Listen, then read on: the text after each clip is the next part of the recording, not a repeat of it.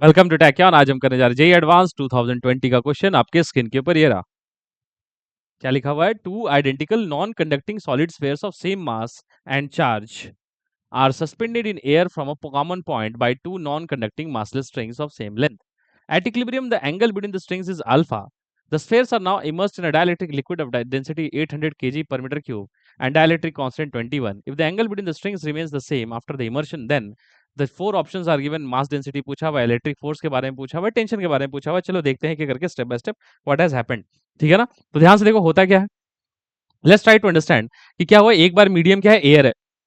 एक बार medium air है और एक बार मीडियम है कोई भी, कौन सा लिखा है उसने? ऑयल लिखा है ना, किसी में डाल दिया है जिसके डाइलेक्ट्रिक कांस्टेंट कुछ भी है। लिक्विड है, कोई डाइलेक्ट्रिक लिक्विड है, एनीथिंग। So any liquid. और ठीक है, लिक्विड है। अभी क्या है? लिक्विड है और ये दो चार्ज्ड बॉल्स हैं। एक चार्ज क्यू यहाँ पे और एक चार्ज क्यू यहाँ पे। ऑब्वियसली एक बहुत फेमस सेटअप है। चार्ज क्यू के बीच में रिपल्सन फोर्स लगेगा, इलेक्ट्रोस्टैटिक्स एयर में। तो किधर लगेगा फोर्स की डायरेक्शन सब मार्क करते हैं, फिर लास्ट में क्वेश्चंस पढ़ेंगे। तो ध्यान से देखो, तो एक इधर फोर्स लगेगा इलेक्ट्रिक फोर्स, और ऊपर की तरफ क्या लगेगा? ऊपर की तरफ लगेगा कंपोनेंट ऑफ टेंशन, आते हैं उस पे बाद में। नीचे लगेगा ग्रेविटी, है ना? नीचे लगेगा ग्रेविटी। अब ध्यान से देखो तो क्या अभी लिक्विड में डाला नहीं गया?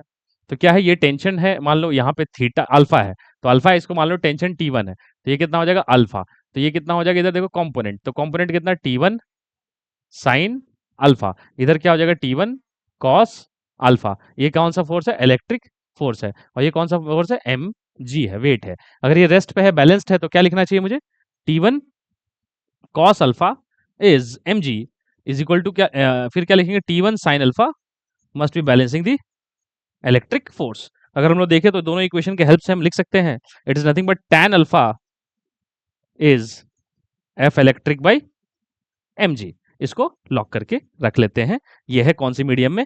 ये एयर में। अब आ जाओ मीडियम, जिस मीडियम, किसी मीडियम में आ चुके हैं। अब ये मीडियम की जो डाइलेक्ट्रिक कांस्टेंट है, डाइलेक्ट्रिक कांस्टेंट दिया हुआ है 21।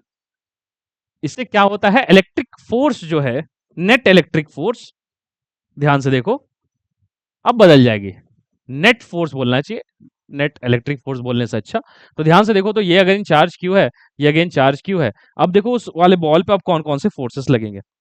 ऑब्वियसली इलेक्ट्रिक फोर्स लगेगा, मतलब net electric force, obviously net force. ठीक है, नेट फोर्स। नेट फोर्स अलग हो जाएगा यहाँ पे। और क्या लगने वाला है? अब लिक्विड के अंदर डाला है तो क्या लगेगा? बायंसी भी लगेगा, बायंसी लगेगा, mg लगेगा, और इधर टेंशन का कोई कंपोनेंट लगेगा। तो चलो सारे फोर्सेस को मार्क करते हैं। तो मार्क करो, देखो ये अल्फा है, ये क्या है? T2 है, ये अगेन अल्फा है, और इधर क्या है? बायंट फोर्स ऊपर की तरफ। और कौन सा एक कंपोनेंट? T2 कॉस अल्फा ऊपर की तरफ, नीचे की तरफ mg। और राइट साइड में नेट फोर्स कितना हो जाता है? अगर आप मीडियम में जाते हैं तो आपको पता होगा, इलेक्ट्रिक बाइक के नेट फोर्स है ये, इलेक्ट्रिक फोर्स है, नेट फोर्स है। अच्छा ये कितना है? ये है, ये इधर की तरफ क्या लगेगा? T2 sine alpha. तो क्या मैं लिख सकता हूं T2 sine alpha is F electric by K, dielectric constant है वो, ठीक। और उधर क्या लिख सकता हूं? F bind plus T2 cos alpha is equal to mg। अगर हम लोग उसको थोड़ा सा सेट करें अच्छे से, तो हमें दिखेगा क्या, कि वो नीचे वाला जो चीज लिखा हुआ, क्या लिखा हुआ है? T2 cos alpha is mg minus bind force. अब वही इक्वेशन का यूज करें तो क्या होगा? साइन बाय कॉस कर ले तो tan अल्फा दिख रहा है मुझे वहां पे फाइनल आता हुआ, उस स्क्रीन में आ रहा है ना? तो क्या लिखेंगे? tan अल्फा आ रहा है mg divided by mg minus bind force, है ना? ये भी tan अल्फा है और ये भी tan अल्फा है, तो क्या लिखेंगे? ये भी tan अल्फा है और ये भी tan अल्फा है। तो ध्यान से देखो, तो एलएचएस इक्वल है तो आरएचएस भी इक्वल होना चाहिए, तो लिख दो इसको। तो क्या लिखेंगे? F E by mg must be equal to how much? हाँ, आ, हाँ, एक मिनट। अच्छा यहाँ पे एक चीज ध्यान देखो तो क्या लिखा है? हाँ, ये क्या लिखेंगे? T2 साइन अल्फा एफ, हाँ, तो क्या लिखेंगे? एफ ई हो जाएगा ना? थोड़ा सा मैंने इधर गड़बड़ कर दिया, देखो एक मिनट। ये वाली जो चीज है, ये क्या लिखा हुआ है? एफ ई बाई के, एफ ई बाई के mg माइनस बायंट फोर्स, ये लिखना था मुझे। ठीक है ना?